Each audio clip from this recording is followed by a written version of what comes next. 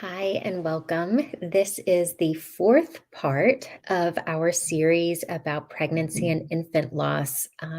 This is a series that we've been putting together throughout the month of October, which is Pregnancy and Infant Loss Awareness Month, just to draw some awareness to the different types of pregnancy and infant loss that might occur. Um, at the end of September, we heard from one of our members, Rebecca Mitchell, who endured stillbirth and a miscarriage. I then shared my experience with multifetal reduction. We then heard from Jen Canvasser, who shared her experience with loss after the NICU as well as loss in multiple births. Last week, we spoke with Lisa Grubbs, who experienced miscarriage. And today, we have Sahra Cahoon, who has just been driving through the snow to drop her children off at school. So I'm going to let her just take a little breath because she literally just pulled into her house and turned on her computer. And then I'll bring her up on screen. But she's going to be sharing her story about losing a baby in the NICU. So, Sahra, if you give me a thumbs up when you're ready, then I will add you to the stream. Okay, one second. Here we go. Good morning. Good morning, Sahra. What a morning for you. It's Colorado. You never know what you're going to get around here. We got this snowy slush this morning. It's beautiful, but Oh unexpected. my goodness. Yeah, absolutely. We had flurries here in Indiana like a week ago, and it was, me being from the South, I thought I didn't know snow could exist in October. Here we go with the snow already. It's early. It is early. But Sahra, thank you so much for being a part of this really important series. I think my losses have occurred, almost 15 years ago, um, and I remember then feeling like there wasn't enough discussion about pregnancy and infant loss. And I think that we've made some progress, particularly with social media, certainly being able to put more information out to more people. But, I still think we have a long way to go for people to not feel like they have to suffer in silence and isolation. Yeah, Would you agree? 100%. I mean, I'm 10, 11, almost 11 years. Yeah, Coming up in a week here, we'll be at 11 years out. And Facebook was there, but right. there weren't these groups. There wasn't this sense of community around. And definitely nobody was talking about it. Right, right, for sure. It's certainly, it's something that's so isolating. And a lot of times, I don't know if this is the same for you, and I definitely want to get into your personal experience, but I didn't know anybody who had lost a baby when Zoe died. And um, I certainly didn't I didn't realize there were so many of us out there until I started looking. And then it's like you just see this huge community of parents who have suffered and continue to suffer. So I'm so glad that you're here to help us kind of normalize these conversations, right? It's one of my life's goals is to change the conversation around grief. I think Absolutely. as a community, we kind of miss it sometimes. We Yeah, expect that time heals all things and right. there's a checklist or a linear path. And in my experience, that's not true. No, yeah, absolutely. I'm so glad you said that. And I want to get back to that. But let's first hear about your experience because you had a baby, she was in the Mhm. NICU, and she passed away in the NICU. Can you tell us was your pregnancy a high risk pregnancy? Were you expecting to deliver early, or was it a complete shock? Everything was fine until it wasn't, which I think most NICU families will tell you. Right. Um, so I had a placental abruption Okay. and at 14 weeks, so really early, Mm, and became a high risk patient. I was young, I was healthy, I had no risk factors, yeah. um, and and then they said, "Well, it happened, but hopefully it won't happen again. Everything's okay. I was on bed rest for a little while, and then they let me off of bed rest, and then it happened again. And then I had what was called a chronic abruption. So it just kept happening, and I would keep bleeding, and my placenta would keep separating from the uterine wall. Mm. There was a lot of choices made along this path. And I believe that everyone who has to sit in those shoes, right? These are the unimaginable choices that you make. But my husband and I, she was okay. Lily was okay. We didn't know it was a girl yet. We didn't know anything except that there was a baby who was fighting. And so we were going to keep fighting. Mm-hmm. And up until about 19 weeks, we kept coming back to this conversation of your health is in the balance here, but you're still stable enough as long as you stay in bed to keep going. Yeah. And then at 21 weeks, things changed. And I went into the hospital and I stayed. Sorry. No problem. Background fun. I stayed in the hospital for the next 3.5 weeks until 24 weeks, 5 days when Lily was born. And, it's funny that earlier, the day before, they had said, well, we might send you home. Your abruption seems to have cleared up. You'll still have to be on bed rest, but you maybe don't need to be here in the hospital. And then my water broke. I got choreo and on. It just got messy. Right. So Lily came into the world. She was born breathing, which for a 24-weeker is a big deal, and squawking. She was also hot pink and very flat. So being in low fluid for so long had really caused her to have this kind of horrible color to her. And one of the things that I think helped us on our journey was in that moment, I was sure that I had to be a terrible mom. And hey, Blue, no, thank you. Sorry, guys. It's going to be real. It's going to be real today. That's what today is about. It's about being real. And I really did. I was like, everyone kept saying she was cute. And I was like, you guys, she looks like a hot pink hairy monkey. Like, I'm not sure cute is one of the words entering my brain. And I was positive, like something had to be wrong. But then as I've walked this walk and talked with so many families, it's actually really common that you look at your baby and you're like, scary, alien, the baby who was born just a couple of days later and we became very close with them, was kind of this greenish gray color. And we were like, he looks like an alien. Everyone kept saying he was cute, but definitely a little bit alien going on. And Lily fought. She fought for 3.5 months in the NICU. We don't really know. There's still not quite enough science to tell us, and we can't rewind the clock to find these things out. Right. Her lungs did not grow healthy tissue. So when she was about 30 hours old, her lungs collapsed and they all stuck together because surfactant was just at the very beginning. We're so grateful for science and surfactant and the babies that it now helps, but we were not in that group. And so she had these 3 very small pockets of air, and they were not able to sustain her body. Yeah. And no matter what we did, we couldn't seem to grow her lungs. It wasn't me.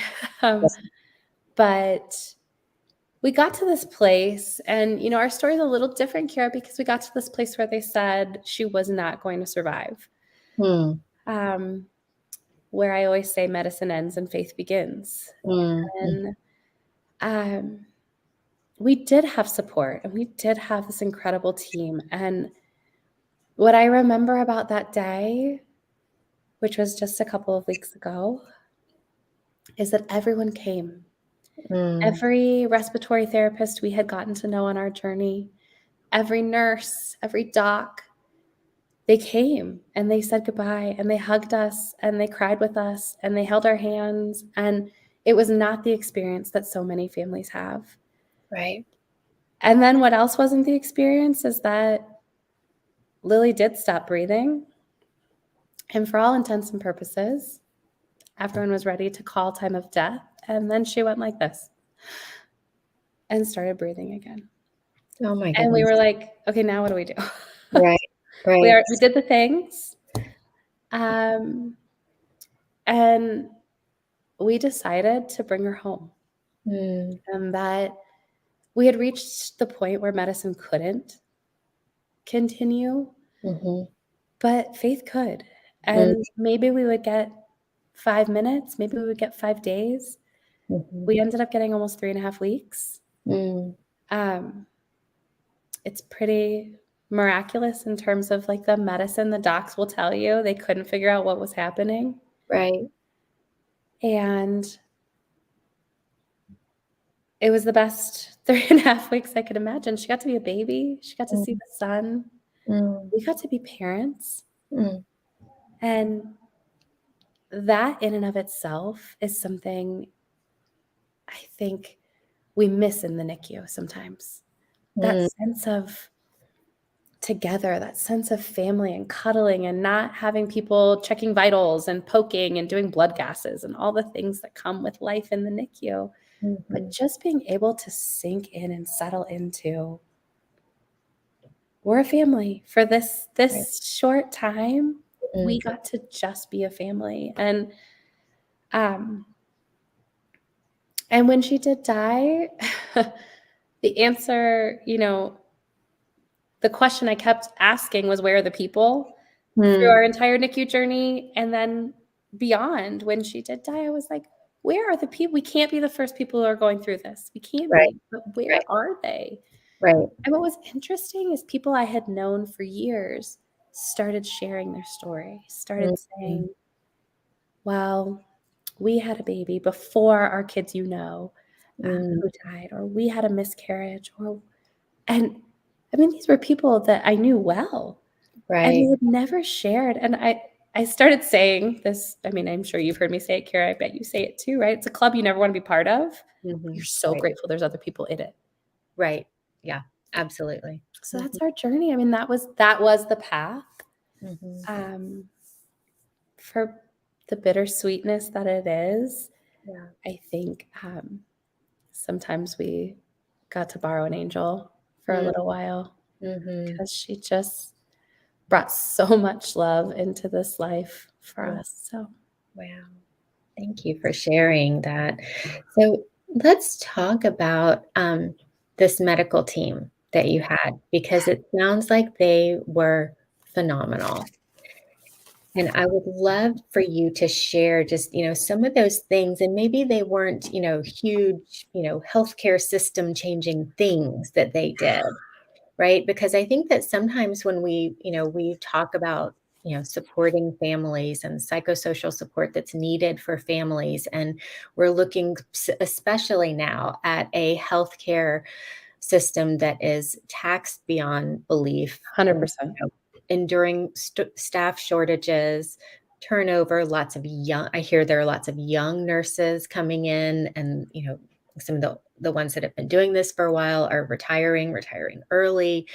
And one of the things that we do here is it's one more thing I have to do, Mhm. right? Because it's not something that they're trained to do in medical school or nursing school. But I also think that what we have to remind medical staff is that it's yes, we talk about culture change in the NICU, and that is the ultimate dream. But there are things that you can do as a single person, right? Oh gosh, yeah. Nurse, as an RT, as a therapist, as a physician that make a huge impact on the family. Is there something that sticks out in your mind throughout, the time that you were in the NICU with Lily, that staff did that isn't, like I said, a huge culture shift, but it's just a human. It's just That's being human. exactly it. They were human. They brought humanity to something that we just did a big grief and loss training for NICU nurses. And one of the things we talked about is this is going to be this family's worst day, Yeah. but our goal is to make it the best worst day Hmm. that they can have. And I think sometimes in this life that everyone wants to find the good. Mm. Sometimes there isn't good. Sometimes we just have to sit in the fact that it sucks. Right. Um, one of our primary nurses, who was with us and who is still, we still call her Auntie Val, Yeah. but one of the things that she really did on that day was offer space. Mm. And that's something that doesn't happen that often, right? Mhm. Where you say, "What do you need? Right. How can I support you in this moment?" Mhm. And I'm here, but I'm gonna stay out here, and if you need me, I'll Mhm. step in, but I'm here. It Right. also was not COVID time, so Right. I think as much as we all wanna be done with COVID, it's still just real Right. Right. happening, and so all of those people who came to visit us that day, they hugged us. Mhm. True, real, deep hugs. Our Right. family could be with us. Mhm. And I think in terms of other little things that staff did, they brought us food, which um, seems silly, but we weren't going to leave her, not even for a moment. And so, and eating in the NICU is not allowed. Right. So they brought us food. Um, and they also allowed, like I said, everyone to come, and Mhm. our family came, Mhm. and that was really special for us because we wanted to have space, Mhm. but also we needed them. We needed their strength to get through what was going on. Right. So, Absolutely. and now it's a little more challenging Mhm. in some places and still with COVID restrictions, but those little details um, matter. They Yeah. matter. Oh, for sure.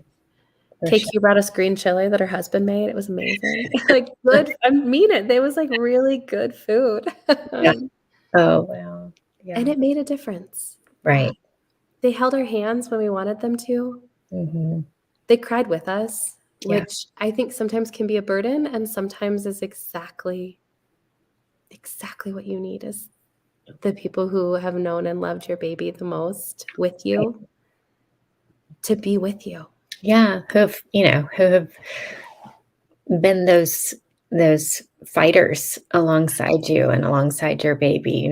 As you said that, I've got images of Zoe's last day just kind of flashing. She died in the PICU. Yep. She was rehospitalized, and I remember calling her neonatologist at like 3 in the morning that morning, or maybe it was 5, I'm not sure. And I just called her and I said, "It's bad." And she came, you know, Mhm.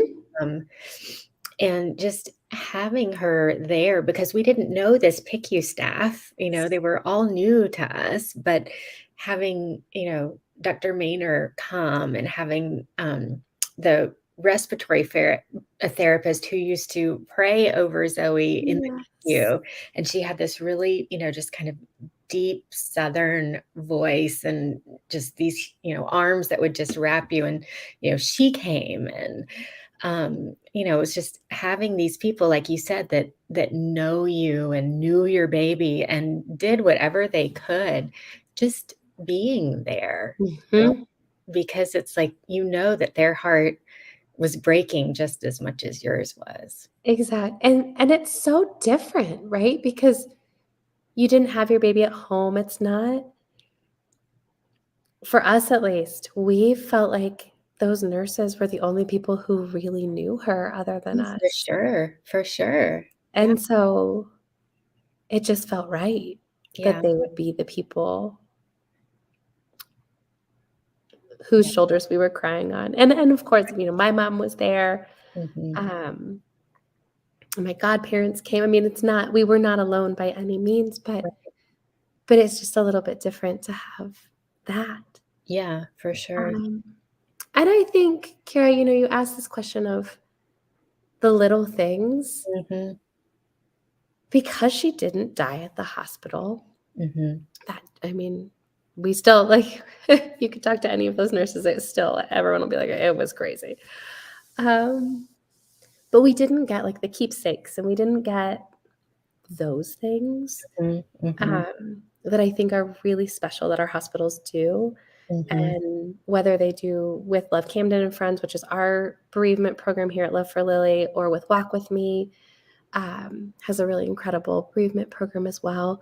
mhm, And I think that those little details mm, make mhm. a huge difference. Oh, for sure. For sure. I remember too, we got handprints, and then I met a mom whose baby, was born with cancer and died when he was 5 months old, and she was at a hospital that was owned by the same healthcare system, and she got molds of his hands Yes, and feet, and I'm still jealous. I'm like, totally. That's like the fingerprint necklace. The thing I will forever want is that fingerprint necklace with "Yes, her yeah, little. I think that that is the most beautiful gift. yes."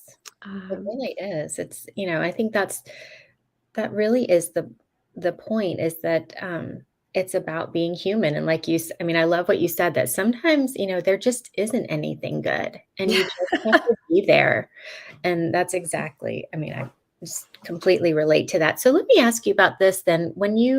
After Lily died, um oh, I decided I should turn the light on. oh, I was like, "Oh, where'd she go?" Sorry. So after Lily died, did you have any sort of grief support or Mm. counseling, or anything of that sort? Did you have anything locally? Did you find anything? Did you seek anything? I don't tell this part of the story that often, Kira. The answer is yes. We did try one. My husband sat in the car. Mhm, So the only support option that we had here in Colorado at the time that we knew about was through hospice. mhm, And here's the thing: it was a beautiful woman who ran it. I was so grateful for her. However, the first person who talked about their grandmother dying, right. and I almost couldn't breathe. Like it was so hard. And it's not that their loss was better or worse than our loss or that I had any bad feelings to them, Right. but to sit in this space, I couldn't do it. Yeah. And It's and I it's stood up and I walked out. And that was the end of that. yeah. Yeah. Um, so we had a therapist that we saw as a couple Mhm. in my for a little while, and honestly, we kind of created a community, and Mhm. that was where I poured my soul and heart into, is not just the Love for Lily you see today, Mm. but this community of other moms who had walked it Yeah. and who had walked it and survived, right? They Right. had gone on to have other kiddos.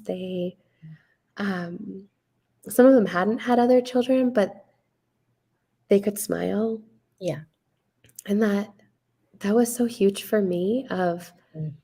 okay, somewhere inside of this shell that I feel right now is still a person. Right. Right. And my hope was that one day, I would be the person I was before. Come to Mm. find out that's not a thing. I have never become the person I was before. Right. But I am a whole person and I do feel joy. And Right. those women really helped me Mhm. to see that that was possible. Yeah. Oh, absolutely.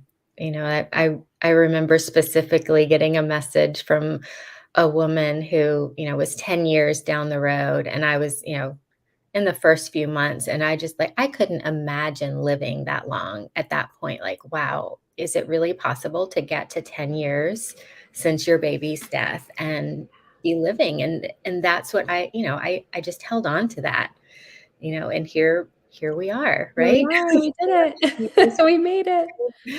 And I hope that, I mean, I know that that's what you're offering to families now, through the Yeah, work I that you hope so. do and the community that you've built. So talk to me about how you've changed and how you've grown Mm, and transformed over the years. yeah. I think I'm less afraid of the grief. Mhm. It still gets big sometimes. It's Sure. still, I usually say like one day out of 100, it still feels like it might swallow me whole, Right. but it's not one day out of 10 anymore. It's Right. it's few and far between. Yeah. I also think we have ritual in our family. So Mm, we have ritual around how we honor the days that have meaning, how we honor. So November 7th is the day that Lily died. mhm. And we do the same thing every single year. Yeah. And that Can really I helps, what it is? honestly. There's a ritual to it, and there's a knowing of what it's going to look like and how it's going to be. Yeah. And that doesn't mean we don't cry, and it doesn't mean Right. that sometimes we're not surprised by how okay and or how sad we are. Right. Sure. I also think I am super blessed that my husband and I are still together. That is pretty rare Mm, after a loss. mhm. Um, and so we grieve it together. Yeah. And, I think statistically in the United States, 70% of couples who lose a child under 2 years old will be divorced within 2 years from Mm, that loss. yeah. And that's a big number. That is a big number. Yes, So it is. I think that there's something for us that also our bodies remember, as the snow started to fall. It's funny Mm, because the last couple of days I've noticed, like, mm, I feel mm, it in my bones. It's almost mhm. time. And our bodies remember. And Right. the cold starts and our leaves have been changing. It's been beautiful, and now they're all gone, right? They're all just on the ground. I feel like it's a little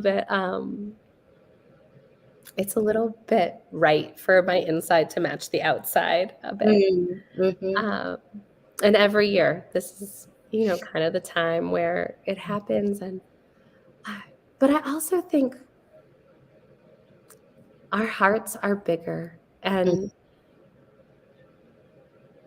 I uh, I feel like, we get these cracks in our hearts where our hearts break, and mhm, through the NICU journey, we get them. When our daughter died, mhm, we now get to hold Lily in our heart, and those cracks let the light in, mm, and mhm. I honor that Yeah. yes, it's broken, Mhm, sure, but mhm. also there's beauty in it, Right. and there's a gift. And Mhm. I always tell families, I wish I had a magic wand Right. and I could make it so they didn't have to feel it or that they didn't have to go through it. Mhm. And also, I know that they're strong enough to make it to the other side. Right. Right. Yeah, absolutely. It's one of those things I think that you don't realize until it almost takes you by surprise when you go, "Oh," like you said, it's instead of one day out of every 10, it's one day out of every 100. Totally. And you kinda think for a minute, "Oh, wow, it's been a while since I just had to drop to my knees Yeah. today and cry my eyes out." But you do have it inside of you to grow and to be strong, and, um, especially when you have that support and that community around you, I think is Mhm. so important. Let me ask you a question because I think that there are, we obviously at NPN are very um, staunch proponents of making sure that support groups are led by, moderated by people who are trained, Yep. um, because there can be real damage done if you're in a group where it's not led by someone who has some sort of grief training, peer support training. Um, can you talk to about that? Yeah. Or- Well, I fully support this. Yeah. I sometimes get on my soapbox about it. Mhm. Um, so I'm a PALS advocate. We Mhm. also have done PSI training. Mhm. Um, and I'm actually in the midst of doing Caring Essentials, trauma informed. I've done lots of trauma informed Nice. work, but not Yeah. this one. But Very because I heard her at NPN, I was like, I have to go do this. I need to know more. good, good, good. Um, but Carol, one of the things, it's not just knowing that there's other people going through it, Mm, right?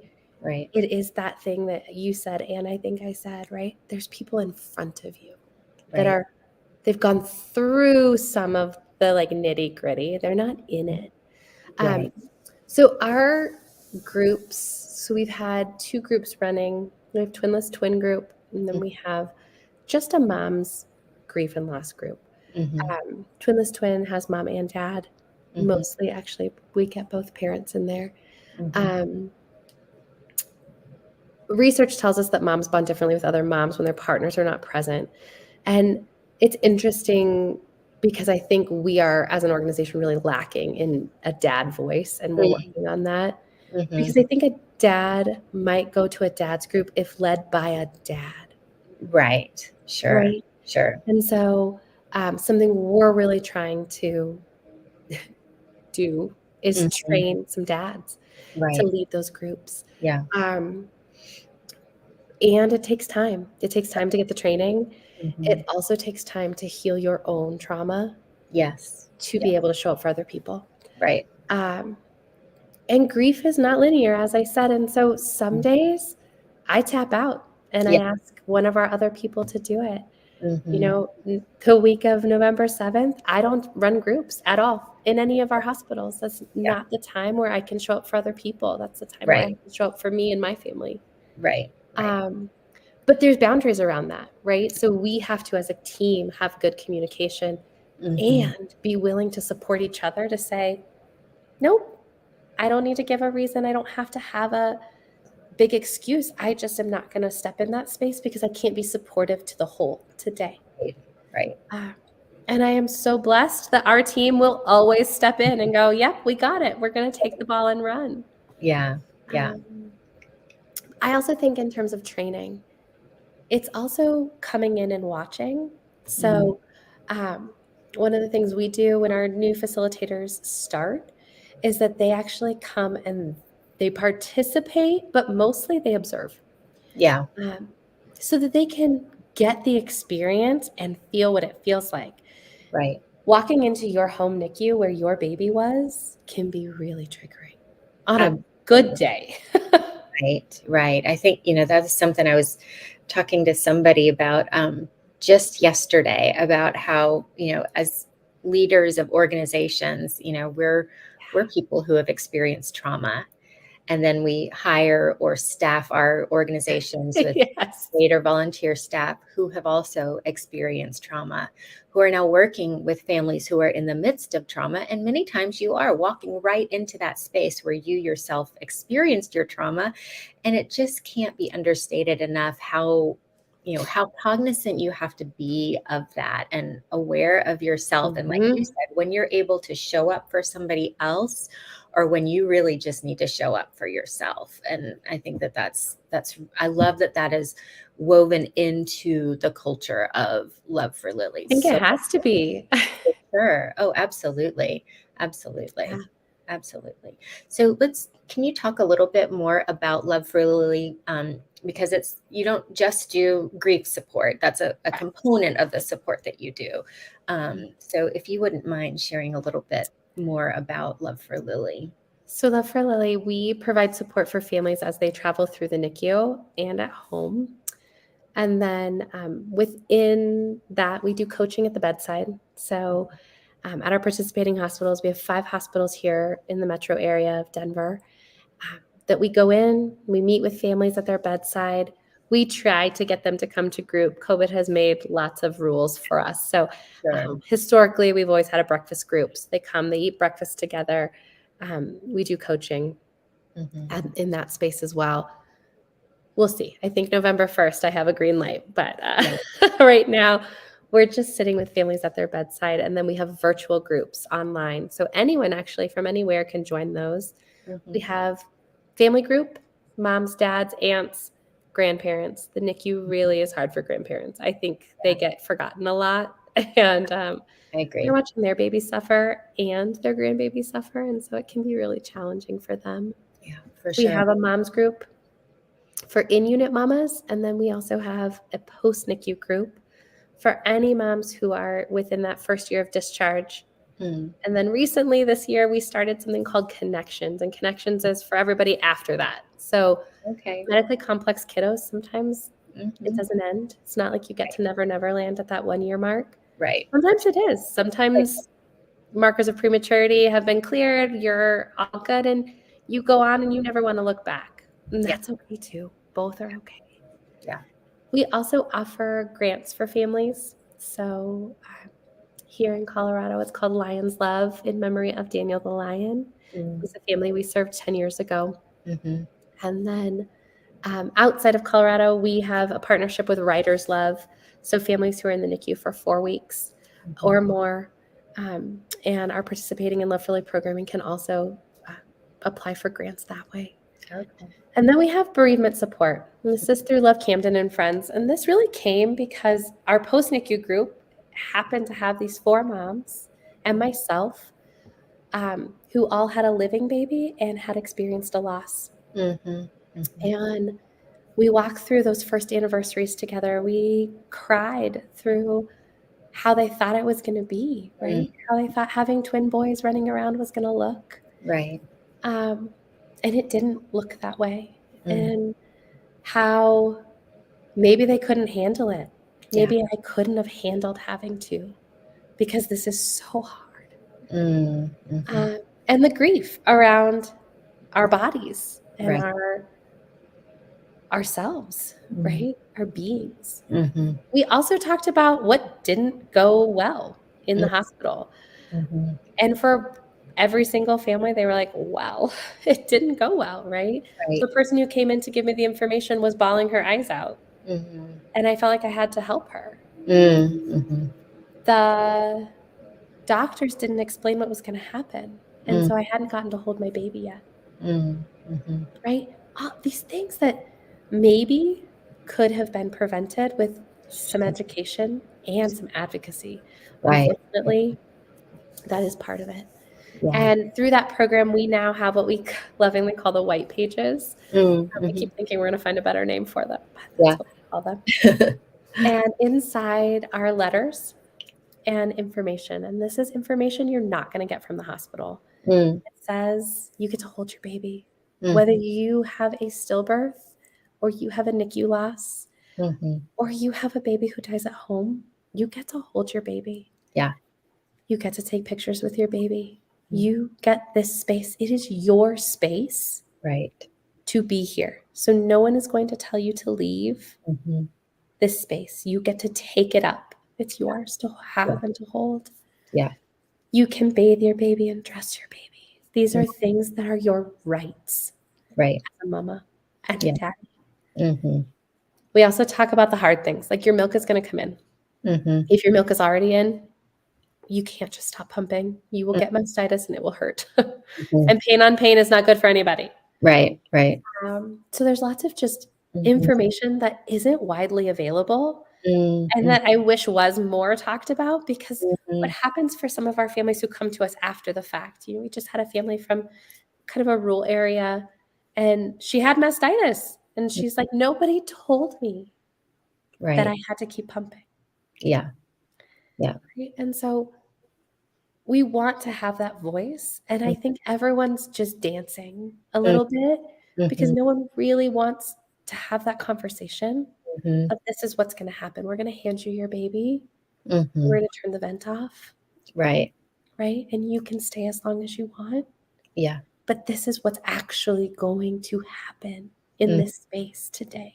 Right. And it's a hard conversation. And I am 100% a believer that sometimes we have to sit in the puddle together Mhm. and just say, there's no good way to have this conversation. And so we're going to put it out there. And I'm going to tell you how much I care.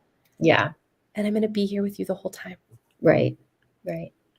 And that's, to me, that's one of the most powerful things that a clinician can say or a peer support person can say is just that they're going to be there, that you're not alone. That's, Not alone. they don't have to try to say the perfect thing because there is no perfect thing. There's No. nothing that's not going to make you cry. There's nothing that's going to take the pain away, but like you said, it's just being there, sitting there And with. there's no script, Kira. I think everyone always is like, "What do I say?" I can't tell you. Yeah. It depends on what's happening. But Right. what you can do is be with them. Yeah. Yeah.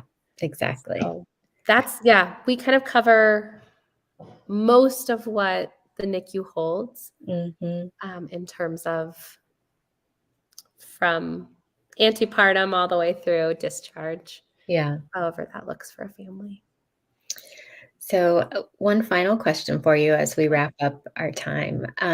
If you could say one thing to a grieving family right now, Mm. what would it be? That you didn't do this.